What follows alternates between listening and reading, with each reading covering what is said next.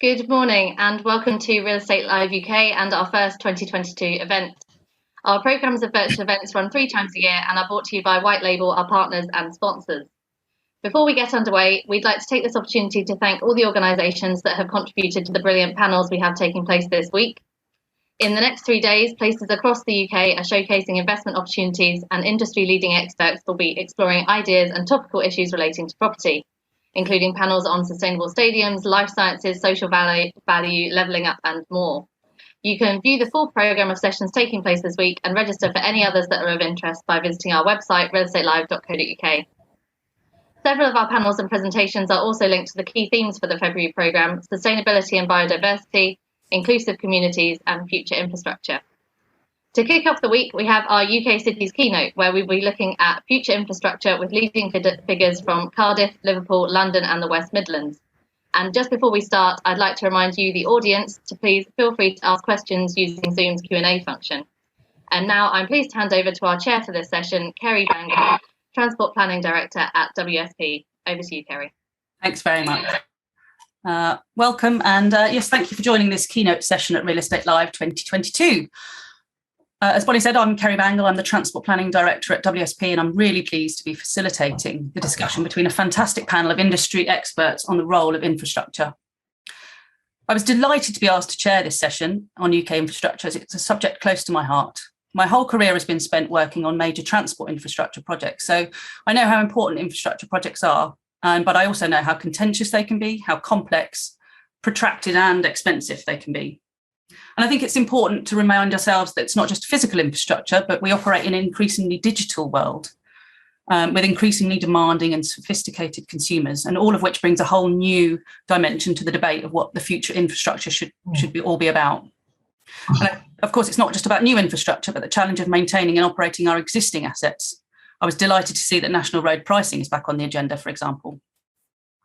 But that's quite enough of me. I'd like to introduce our panel of speakers. First of all, we have Ken Poole, who's Head of Economic Development at Cardiff Council. Welcome, Ken. We have Sandeep Shingadia, who's Director of Development and Delivery at Transport for West Midlands. Welcome. We have Molly Strauss, Head of Infrastructure at the Greater London Authority. And last but no means least, John Lucy, who is Director of the Liverpool Freeport. Welcome, everyone. And a very warm welcome to those of you out there who've joined the webinar today.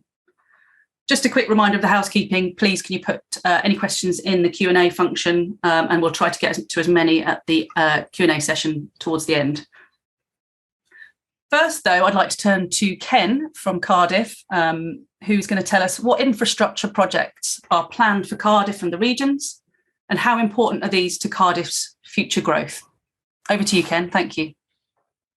Good morning, everyone. Delighted to be able to talk to you today about a major strategic piece of infrastructure that's coming into place, the South Wales Metro, and the impact it'll have on Cardiff and its capital region, and indeed the impact it's currently having in our capital city. As the primary economic hub for South Wales, the influence of Cardiff reaches well beyond its boundaries. 100,000 people, almost a third of the city's workforce, commute into the city each day, which demonstrates the important economic and social role Cardiff plays in relation to the wider region. The importance of linking Cardiff to the wider Welsh economy has been recognised with the establishment of the Cardiff Capital Region in 2016, with 10 local authorities working together. Investment of 1.3 billion has been committed by local and national government, with over 700 million pounds of investment to fund the Metro. The Metro is an integrated heavy rail, light rail and bus-based public transport services and systems network in South East Wales, and will comprise some or all of the following elements: electrified rail system, integrated transport hub, park and ride facilities, new light rail and or bus rapid transit routes, better integration of services across modes and operations, and active travel intervention. Now, the Metro is more than a transport system. It's a catalyst for transforming the economic and social prospects of the region and the country as a whole, enhancing connectivity across the region will bring a range of benefits. They include direct economic benefits through easier access to employment, agglomeration benefits and regeneration benefits on key corridors and around key stations, environmental and sustainable benefits, also enhanced connectivity is also needed, importantly, to support population growth and to tackle increased road congestion, especially in the capital city. Now, the metro network is currently being upgraded with around £1 billion worth of investment to electrify rail infrastructure across South Wales, but bringing its Cardiff and its capital region even closer. More than half the total population of Wales will be able to commute by rail to Cardiff city centre in less than an hour. The upgrading of railway lines will take place initially on the core valley lines, which feed into Cardiff. And this will feature brand new electrically powered train trams, faster, more frequent services with upgraded and entirely new stations. It's anticipated the launch will take place in 2023, which will involve the electrification of 170 kilometres of track. But Cardiff Council itself is also bringing forward plans to extend the reach of the metro via its own cross-rail proposals. These ambitious plans will help extend the metro in areas of high deprivation and high opportunity into the city and adjoining areas. But the interesting thing about the metro is that investment momentum currently taking place in Cardiff is being influenced by the commitment to the metro and the plans and the likely impact, both by developers in the private sector and public sector and government. Major successful regeneration schemes in Cardiff, such as the £600 million regeneration of Central Quay, the investment in Central Square, one of the most successful regeneration projects in Wales, and the proposed Atlantic Wharf scheme, which includes proposals for a new multi-purpose arena with a capacity of 17,000, will enjoy connections to the metro extension into Cardiff Bay. So we're already experiencing the investment momentum coming through in actual development in the city as a result of the commitment for the metro. And even outside the city centre at St Mellons, a proposed new connected business district of Cardiff Parkway, which is also being served by a new rail station that will provide direct links into Cardiff and Newport. So overall, the metro will have a major impact, we believe, on our communities, but also help Cardiff and our region unlock long-term sustainable growth opportunities. Thank you. Brilliant. Thanks very much, Ken. A lot to go on there for people to absorb. While they're doing that, I'd love to introduce Sandeep. Sandeep, how can new infrastructure projects help support the growth of the West Midlands economy? Okay, thank you. Well, good morning to everyone, and thank you for inviting me along to this session today. Now, first and foremost, we don't do transport for transport's sake as Transport for West Midlands, which is part of the West Midlands Combined Authority. It is there to support people every day where they live, where they work, where they shop and where they visit. And like all major urban regions globally, we are now working to build back stronger using the seismic shock that we've seen following the pandemic to re-establish travel patterns and behaviour models to accelerate those new solutions. Now, the West Midlands Combined Authority vision is very much around driving inclusive economic growth in the West Midlands and enabling a healthier, happier, better connected and more prosperous population. Now, the West Midlands metropolitan area counts for almost a quarter of England's manufacturing and is calculated to be the equivalent of around 38% of its gross domestic product. About 8 of the 16 top local enterprise partnerships in England over the last 3 years are in the Midlands. And we also have a significant number of young professionals moving to the conurbation. And there is something around the Midlands in terms of its location being the golden triangle for freight and logistics, so a number of sectors that are being supported there. Now, going back to your question about, how does transport infrastructure actually help that economic growth? It's very important for actually widening the labour markets that we have here. It's unlocking the sites for development.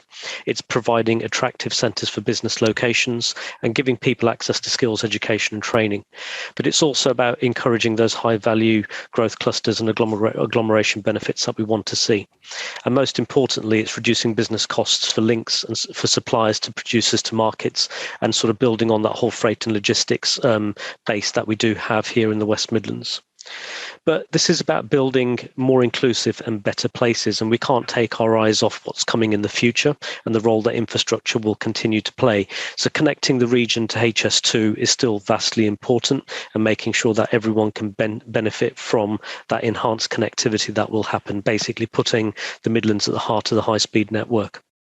But like Ken has set out in Cardiff, we're extending a lot of the public transport network. So extending the metro, investing in railway stations, investing in walking and cycling, and investing in a bus rapid transit network. Now, all these plans are there to support the availability, affordability and livability of new housing, whilst allowing for higher density of housing around transport nodes. And coming back into that whole sort of thing around transport-oriented development, how do we actually get that density up around those transport nodes across the region? It's important to consider that quality of life and places are key factors that help attract and retain citizens and businesses in our area, supporting economic growth. And changes to transport can either have a positive or negative impact on places and quality of life. So we need to consider how that actually works and whether the actual transport interventions that we actually put in help or hinders us to prosper. There are things that we can do differently that still enable us to be prosperous and have a strong economy.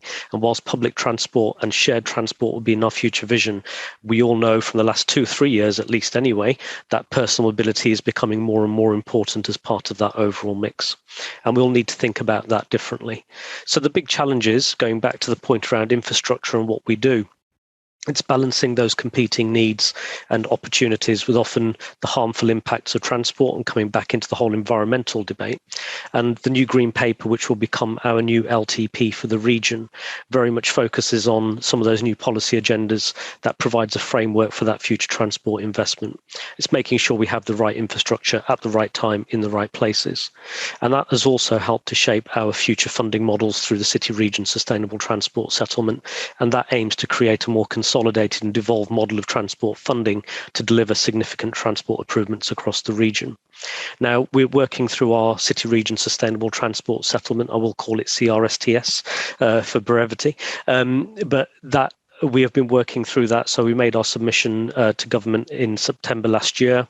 It was announced that we'd have just over £1 billion in the comprehensive spending review, and we're currently working through that in terms of a prioritised list of projects, and working through that with the Treasury and DFT, and hope to have confirmation of that programme soon.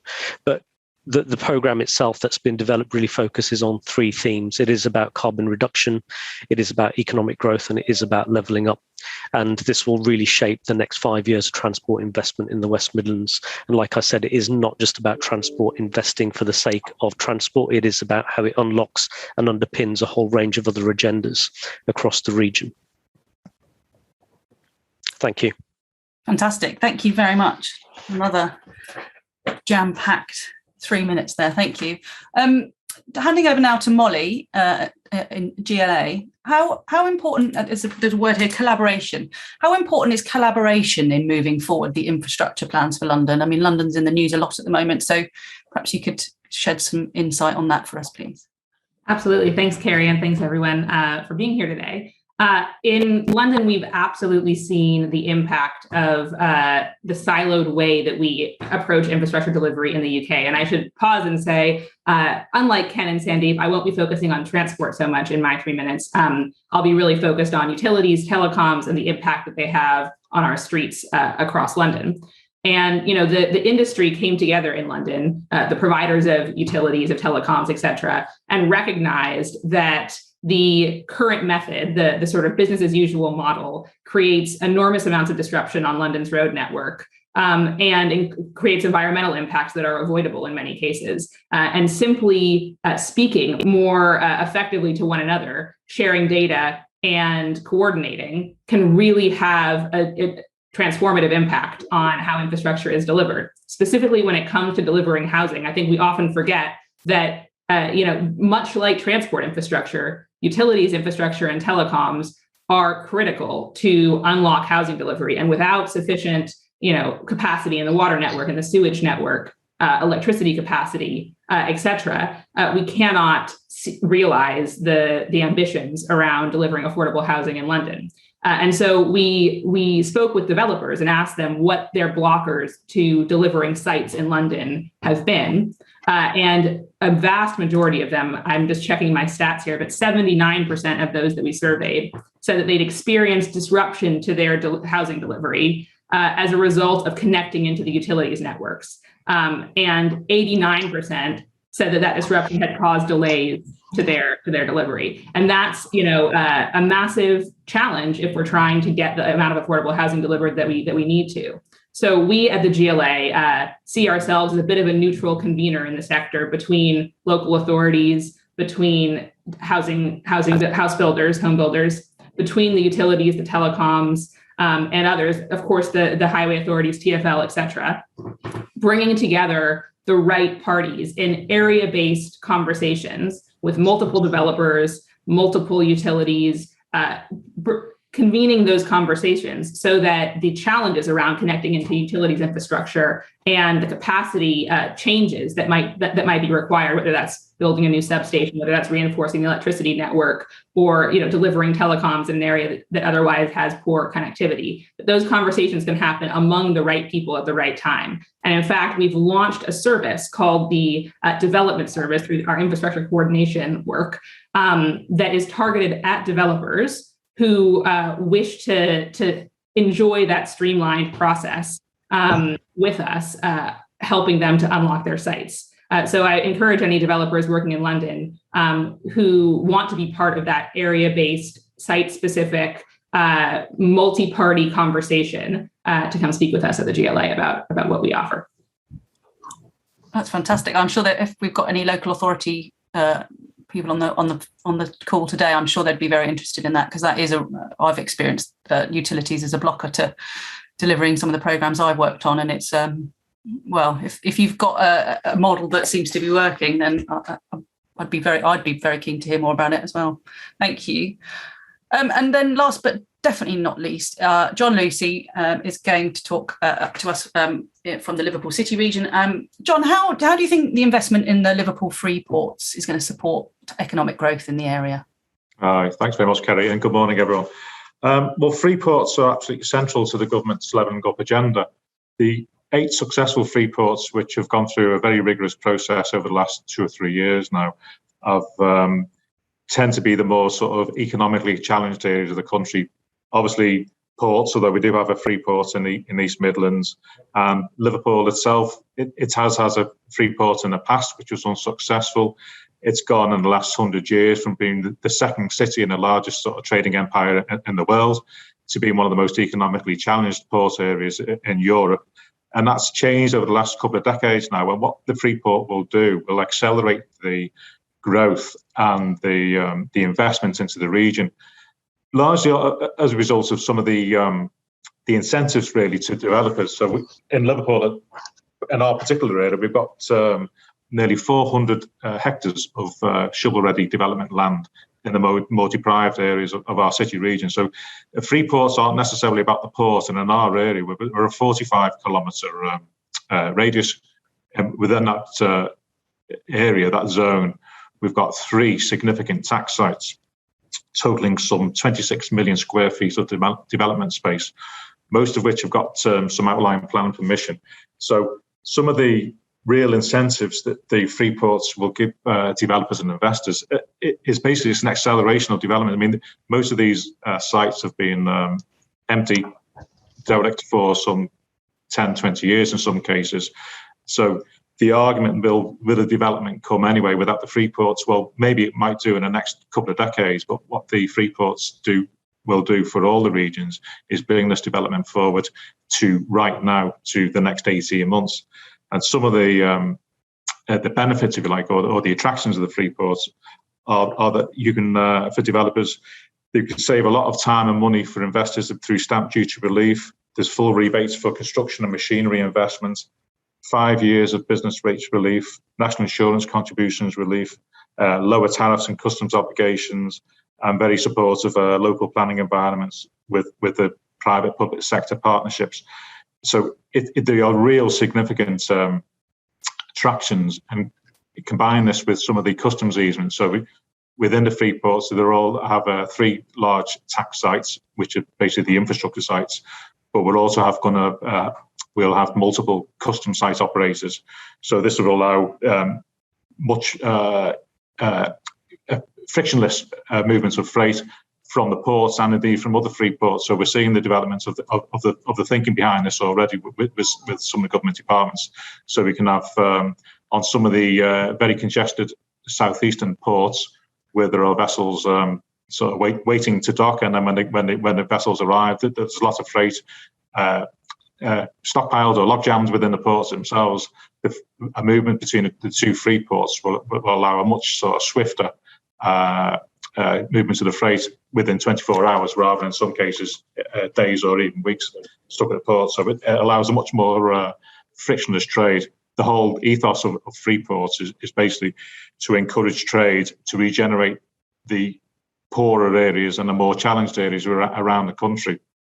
And we're at the point now of, we're really getting on the international market. We're incentivizing private investment, and we're looking with private developers for construction and infrastructure projects, etc., etc.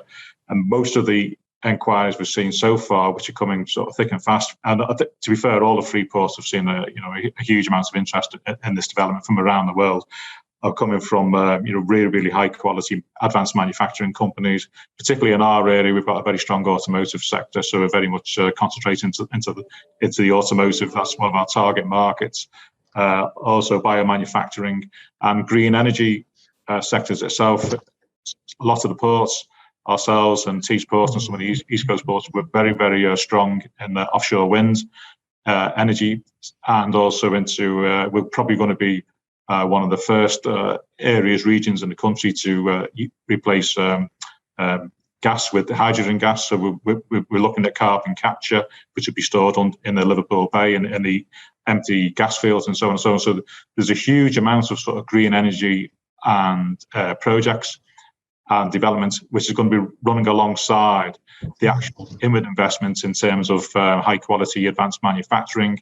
Certainly logistics centres are going to be crucial to where we're going. We're very much going to be at the forefront of modal shift, so from carbon reduction on our regional logistics. So within the city region, movements between the airport and the port, we're very much going to be getting in place the infrastructure for electric vehicles and in the future hydrogen vehicles, so we can start decarbonising our movements already within the city region. And this is in conjunction with the decarbonisation of the port itself, in terms of all ports have to be have made a pledge to go net zero by 2040 or 2050, as indeed I think most of the regions have around the country. So this is integral, and this is absolutely essential that we start this work straight away. So free ports, basically regeneration, high quality jobs, investment, certainly levelling up, but also very much a conduit and an accelerator for environmental standards and cleaning up the air for our regions as well. So I think, to summarise, the free ports are a very, very good platform for joining up some good work, which is often done in isolation. It's sort of in some of the private sector areas of work that we've seen in the past, there tends to be a disjoin between the two. What the free ports will do will join up. So if we have a modal shift or a multimodal operation, we will then tie that into clean, green, or lower carbon movements of freight within the region itself. And again, behind us, then we have a skills academy. We'll all be developing skills academies. We're dealing with the FE education institutions. So we're moving right from training into crane drivers right up to PhD subjects. So there's a huge amount of work going on behind the scenes. So I'll stop there and we'll come back for questions later. Thanks, Kerry. Thank you. Sounds like you're extremely busy up there. And Freeport's, interestingly, I think Molly talked about siloed delivery, and it sounds as if Freeport's are a good way of breaking out of that silo sort of mentality that we find ourselves in. Yeah, definitely. Well, thanks everyone there. We've got some Q&A coming in thick and fast, and some interesting ones, definitely. One that I wanted to pick up on, first of all, was we talked about variously about affordability and, that there's finite resources, money available. Particularly at the moment, there's a cost of living crisis. There's multiple calls on government funds. How do we... So the investment that we need for new infrastructure, not just transport, but how are we going to leverage in other sources of funding, do you think, for this? So private sectors, but, how are we engaging with other investors? And are there any specific projects that are being promoted? And that's a question sort of from me and from, I think, Bob in the Q&A there. So, Bob Eden, thank you for that. So if I put that question first to Sandeep, if that's okay. Thank you. Thanks, Kerry. So in terms of transport infrastructure, this has always generally been funded through the public sector through grants, or more recently through some of our devolution deal funding, where we take the risk and borrow against our combined authority devolution deal over 30 years and use that to fund the infrastructure. Private sector investment in transport schemes is largely driven by transport operators. So we do see investment happening, particularly in bus fleets, and National Express, one of the large operators here, investing quite significantly in clean zero-emission vehicles, and that will continue to happen. But also then working with our other operators, like our train operating companies and metro operations, in terms of investing in the network as well. What we are still sort of working through in terms of the point that I made earlier around transit-oriented development is thinking about large-scale private investment around key transport hubs and how that starts to change those funding models coming forward. Now, we already see this. So Grand Central is a good example of where private sector money is coming to help support a big transport hub at New Street Station. But it's where else can we start to look at those opportunities for large-scale commercial developments around transport hubs in the future? And whilst I did touch on the point around densities, it's just being cognizant of what the last 2 or 3 years has taught us in terms of, is there a change in people's perceptions around living in densely populated areas, or is there that shift potentially sort of going back to, do people actually want to live further away, which, starts to put different demands on what the transport network needs to do. A bit of a dilemma there, isn't there, in terms of the sort of the rush for the green spaces, and it isn't cognizant and lining up with what makes a good transport network, which is density. So that's a big dilemma for the industry. Can I just put that question also then to Ken about how we're getting in private sector investment in our infrastructure and not just relying on the public purse? Ken. Well, in terms of principles in Cardiff, when we've looked at private sector investment across the board, we state quite openly that very little has been achieved in Cardiff for the last 20 years without partnership with the private sector, and it's providing and it's working with the private sector effectively. That we certainly see the way forward, using our assets effectively and bringing their assets in. But what's required, I think, what the private sector looking for, long-term vision, a track record in terms of deliverability, which is key in terms of engaging them. And I guess if we're looking at the sort of funding that's been made available, say from the UK government, we look at the funding announcements recently. I think what's missing from there is exactly what the private sector need. Strategic position. Is there a long-term plan, and is it backed up with sufficient funding?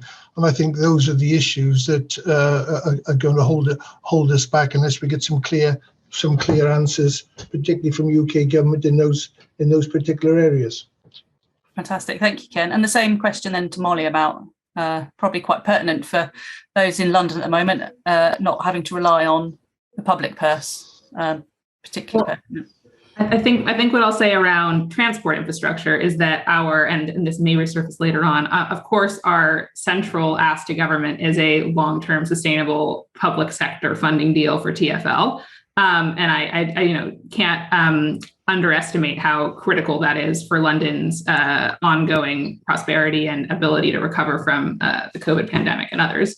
I'll say when it comes to other types of infrastructure, utilities, telecoms, et cetera, there are a variety of options, but primarily utilities are, funded through their regulators, and there's a challenging conversation that we need to have among utilities regulators and London about ensuring that the investment moves in the right direction. I think it comes back to that coordination point, which is simply bringing all the parties that are needed together in order to have those conversations is what makes them productive. So I'll leave it at that. Thanks, Molly. And finally then to John on leveraging in external investment. Sounds like you're ahead of the curve.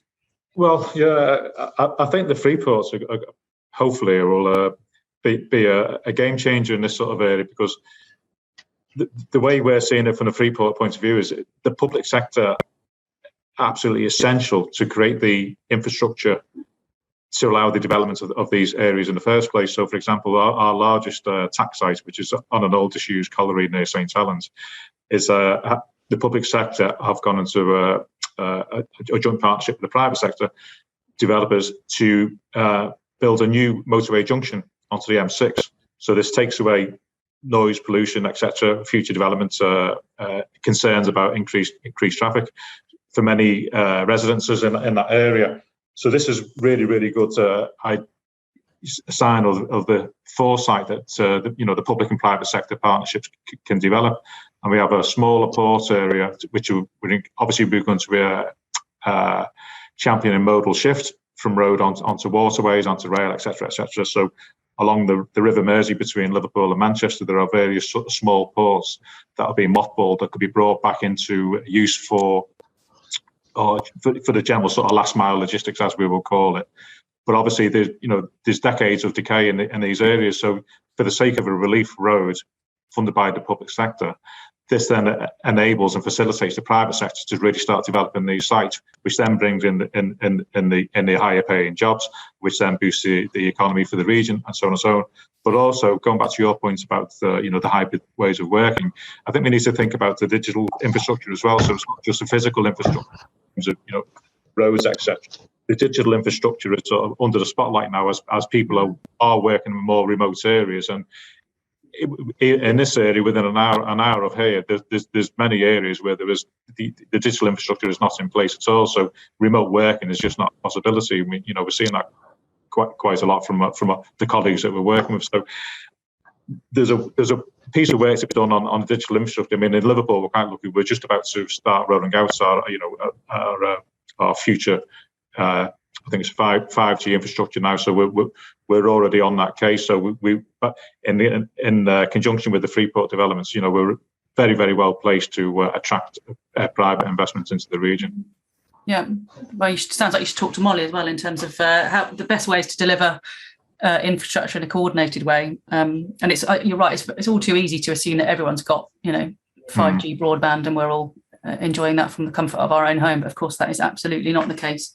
Wow. I like the point there that resonated with me, and I'm obviously taking notes throughout, is that we talked about catalysts, and if you've got a sort of an initial commitment up front, which probably will come from the public sector, that then breeds the investment momentum, which I think was your word, Ken, about getting wider benefits in. So very important for that initial public sector commitment, and then hopefully the private sector can follow with a bit more confidence. Just turning to another question, it was sorry, my apologies. It was this was Bob's question, not the previous one. He was talking about being involved in the Tyne and Wear Metro. This is for you, Ken. It was, I think he was saying that it demonstrated all the benefits that you're looking for in South Wales, but the key to it was the integration of the transport and demand was the key to success. do you want to just talk a bit about how you're going to integrate the transport and demand modes and how how to achieve and sustain that? That's from Bob. In terms of the key principles of the metro, as I say, it's not just about a train operating system. The key aspects of the metro will be integration of rapid bus services, and also investment into active travel as well. So I think we've learned from other metros, and this is a fully integrated and sustainable option. And I think with our plans as well for extending the reach of the metro, and as I say, the extending the reach into areas of high opportunity, but also areas which have been left behind generally in Cardiff, those disadvantaged communities.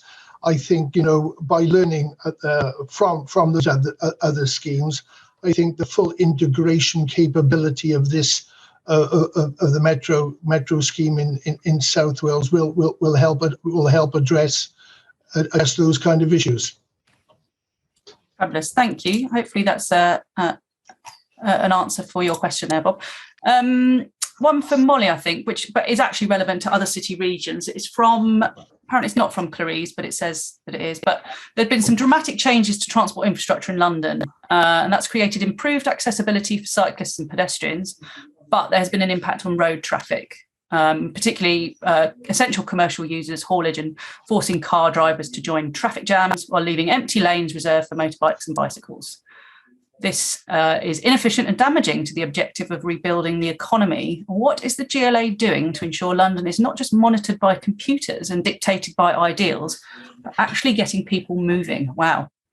Sorry, Molly, that one's for you, but I think it is relevant to other city regions where we're seeing congestion and particularly, as you say, Sandeep, the bounce back from COVID, where a lot of people are travelling in their cars rather than public transport. So, Molly, if you want to have a crack. Yeah, happy to take a crack at it. I'll first of all say, you're right that the mayor's transport strategy does focus on active travel, pedestrians, cyclists, and other active modes, in large part because of there's a number of reasons, but one is the health benefits to those who undertake active travel, but also the really pressing need to decarbonize London. The mayor has set a net zero by 2030 target.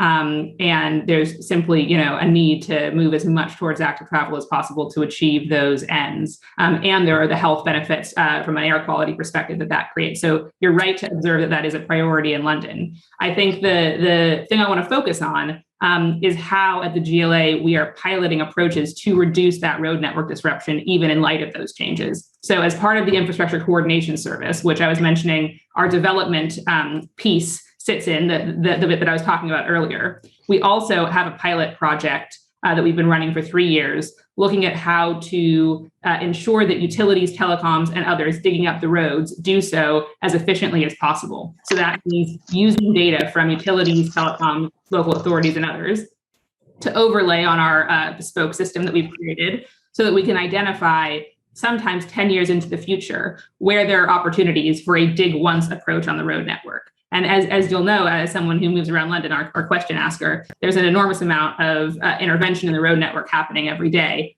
Street works that the utilities need to undertake to keep the network resilient. And I should say the utilities are a major partner in this with us, both on this piece and on the development piece. They're active and positive contributors to this conversation around de-siloing the process so that they, when they dig up the road, do it together and avoid the kinds of traffic jams that you were pointing out, in your question. So I think, rest assured, my team is actively sitting in front of our systems, not driven by them, to find those opportunities for collaboration, bring them to the utilities and the telecoms and local authorities. And we've had a number of successful projects, one of which, a single collaborative streetworks project, saved 242 days of disruption in a part of North London in the last year. So we really do see that these changes to have business as usual is delivered have impacts for Londoners.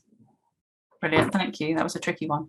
I mean, there's a couple of questions coming off the back of that. I think there's one from Neil, someone, an anonymous one, and Ed Jeffs as well, which is sort of on the same theme, different sides of the panel of the coin. So net carbon by 2030 is going to suffer greatly from the large traffic jams pouring excess emissions into the air. Meanwhile, there are empty cycle lanes. But Neil's also then asking the panel about the role of road user charging and mode shift to active travel. So I think there's some interesting themes here. And road charging is not going to be popular, but I think it's going to be necessary to hit our net carbon targets, particularly the ones in London, where I think you've been more ambitious than the rest of the country. I don't know if the panel want to sort of comment generally on the role of road user charging and how we're going to get that mode shift over to active travel, but whilst respecting the fact that, you know, people do have, I think somebody called it, you know, there's personal mobility challenges. We still need to, I think that was you, Sandeep, you know, people do still want to move around the place. So how do we square that sort of circle? That's a bit of a vague question. I mean, you know, the whole thing around using demand management measures such as road pricing comes back. You know, it's something that's always there in the background in terms of how do we manage the capacity and the finite space that we have, but also the impacts that transport causes. So, and the work that we've done here in the Midlands over the past probably 15 years around this is, you know, this is something that, you know, is always on the table. It's something that we need to keep on looking at in terms of a solution to some of those wider transport challenges that we have. But that only works in tandem with some significant upgrades to capacity and the availability of public transport infrastructure before a hard-edged demand management measure such as road pricing has come in. And that's really trying to counter the political acceptability of such a situation.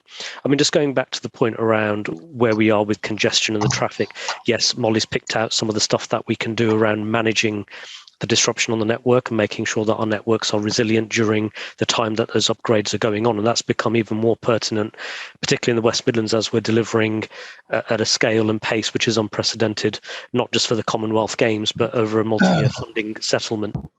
But then we get back into the sort of challenges that we still have and the whole thing around personal mobility. And across the West Midlands, the majority of trips made by private car, about 60 to 70%, are less than 1 or 2 miles in length. So they put an awful lot of pressure on the transport networks for a very short distance. So it's how do we make sure that those alternatives to those very short distance car trips are available, marketed and promoted as viable options going forward. Fantastic, thank you. We're sort of running out of time, so I might draw a close to the Q&A if that's okay. Just to draw attention, John, there was a request from Robin Gilmore about getting in touch directly. So I'll just draw your attention to that. But just sort of finally drawing this to a close then, I'm going to ask each of you the same question. Now, imagine, if you will, that I'm the infrastructure genie in the lamp, and I can grant you not 3 wishes, though, only 1. What one thing would you ask the government for to support future infrastructure in your region? And I'll go first to John. We haven't heard from you in a little while. I think we're starting seeing the signs of this already, really. So my wish for you as the infrastructure genie, if you like, was sort of coordination. And I think that's what's been missing from a lot of projects in the past, really. So particularly in regards to transport connectivity, there are varying levels of interurban connectivity across the UK. So whilst we develop the infrastructure in specific regions to level up, I think we must pay close attention to how these fit in together into a broader national plan. And also in terms of the Freeports and the Freeport regions around the country, which tend to be on the geographical extremes, I suppose, rather than central. We need to start thinking about the interconnectivity in terms of freight movements in between these, again, in terms of modal shift and, you know, reducing friction on international trade, et cetera, et cetera. So I think we really need a coordinated national plan. And as we're levelling up the regions, we need to think about the interconnectivity between the regions as well. Thank you. And can I ask the same question then to Ken in Cardiff? Yeah, I think I think it's quite a good question in the context, for example, of levelling up. And I guess if you look at the levelling up paper, I guess areas of concern relate to whether it's a long-term plan. It doesn't look beyond 2030, for example.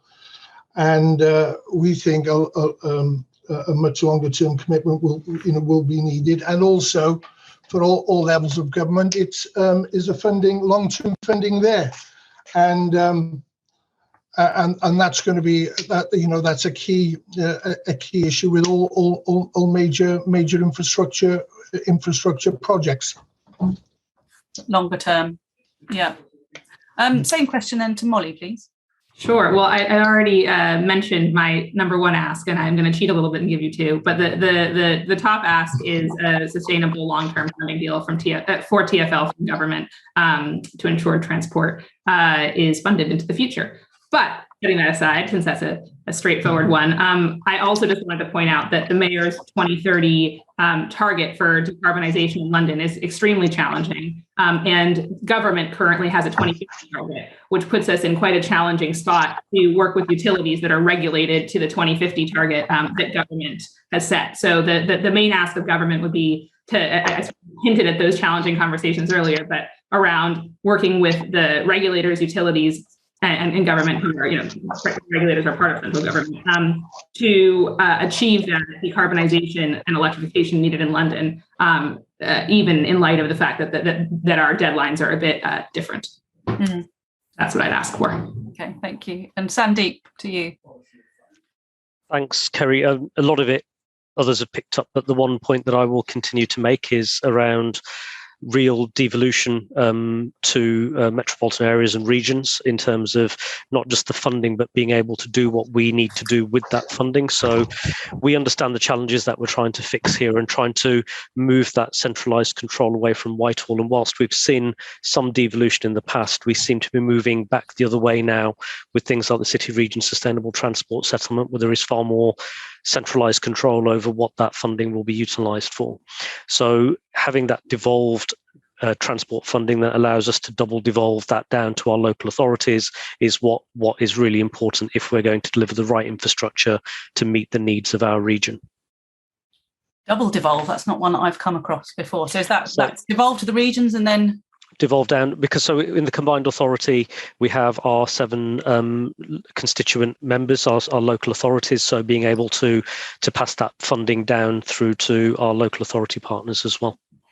Thank you for that. I'm going to ask a question because I've exercised chair's privilege, but one thing that always strikes me is that we've got these very big grand plans, but do we have the people and the skills in the pipeline and now and to deliver them, and how are we making sure that we've got the right people? And there was a question in the Q&A around, do we have any other voices involved in infrastructure planning, just those with disabilities, elderly, and I think it's all probably relevant to the inclusivity and sustainability debate about who is designing this and how are we making sure that there are multiple voices heard and influencing the development of our infrastructure. So that's quite a nasty one. I'm going to put that one to you, John, if I may. Yeah, well, I think the problem we're seeing in our area, we're expecting to create some 10,000 jobs in the green energy sector alone over the next 15 years or so. What those jobs are going to be, nobody actually knows yet. So, we've got the wind side of things, we've got the hydrogen on the move, et cetera, et cetera. So it's difficult to predict. So what we're doing as a combined authority, and the Freeport will be fronting up, is developing a skills academy. So in terms of our innovation projects of the Freeport as well, so we're working with the innovation and the energy sector, all with the purpose of decarbonising our port and our city regions logistics. And so we will develop our thinking, what the skills gap is behind that, and we're working with all the FE and the universities to develop programs and education programs going forward. I mean, we already have one of our major universities has already started PhDs in various aspects of Freeport in terms of security and digitalisation and digital twinning, et cetera, et cetera. So this is it's connecting Liverpool with the rest of the world. So we're bringing best practice in from around the world. And obviously, in my role as heading up the Freeports, we're working with other free zones and Freeports around the world to bring in best practice, because not everyone's at the same position in terms of development. So there's some 3,400 or so Freeports around the world. who have already been well established, so we can borrow some best practice information from them, and we can see the direction. So, the most successful free ports in the world have started off as a scrap of desert near a piece of water, and they're now the top 5 ports in the world. So there's a lot to learn from other cities and other free ports around the world. So that's our stance on where we're going in terms of the skills gap, because some of the requirements we literally do not know yet. But we're learning every month. Known unknowns ahead. Brilliant. I'll put that question then, if I may, to Ken as well, about the skills that you think you need and how you're addressing that. Well, skills are a key part of the regeneration strategy of our economy. We're quite lucky in Cardiff. We have 3 excellent universities who are proactive in their partnership with public sector and government, and also coming up with innovative proposals and ideas on some of the transport initiatives that I've talked about today. The universities have been quite active in their development. But equally, I think there's an important role to play, as John pointed out, in actually bringing new talent in. We want to obviously grow our existing base as well, and that's about bringing new people in, new talent, to making the city and the city region an attractive place to settle. And as a result of those kind of initiatives, we're bringing new business sectors, new clusters in, fintech, artificial intelligence, cybersecurity. Bringing new talent into the city and into the region is all part of that process. But again, a key part of this is also remembering those people who are currently left out of these opportunities. And a key part of our training and skills development strategy is to work with those communities and also improve social mobility from those communities. And I'm pleased to say with the many companies we have in the city who are committed to growing and expanding their talent base, they're working proactively with us in tapping into those disadvantaged communities and schools, and working extremely hard on their social mobility objectives to broaden the talent base available to them and available to other investors that look at Cardiff and the region moving forward.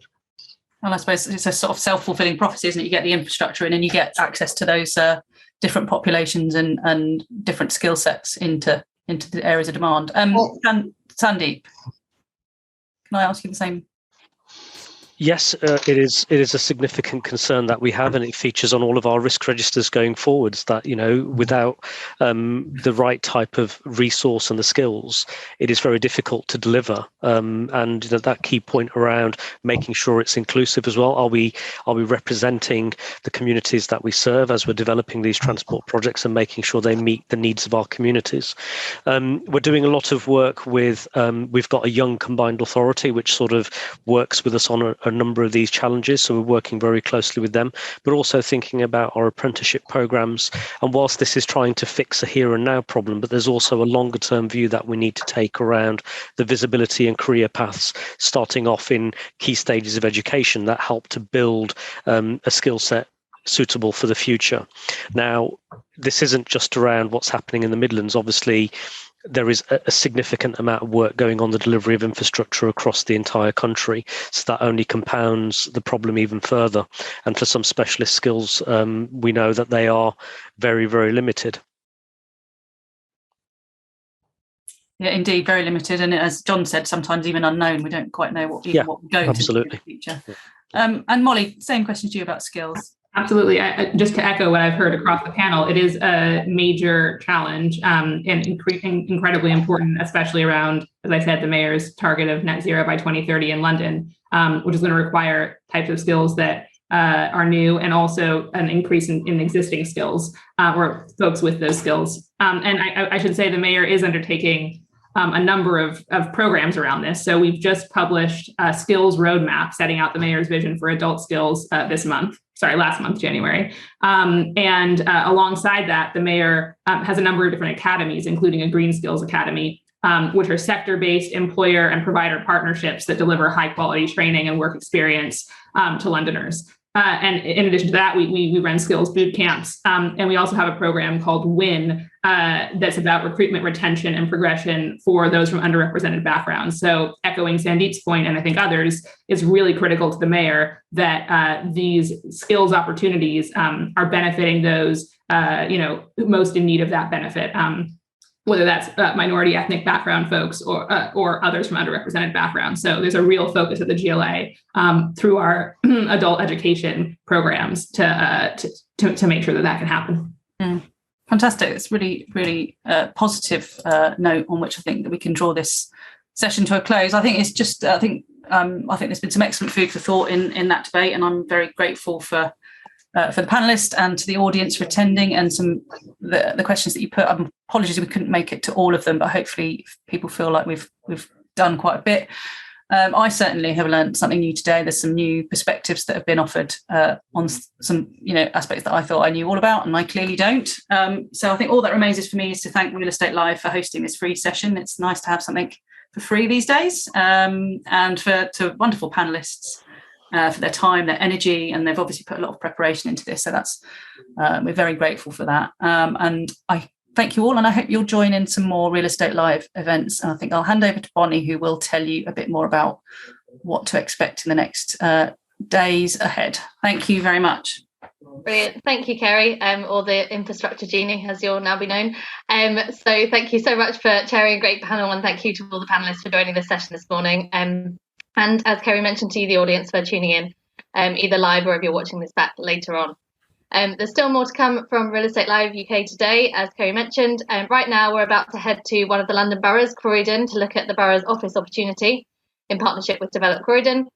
Before heading to Mid Sussex, a sustainable connected community in the making, at 11:30. And at 2 p.m, we then ask, how can industrial and logistics be delivered and supported in multi-use developments? So a full programme today, another 2 days worth of programme tomorrow and Thursday. You can book onto these sessions by visiting the programme page on our website, realestatelive.co.uk. Thank you all again, once again, for joining us, and we look forward to seeing you again soon. Bye-bye. Thank you.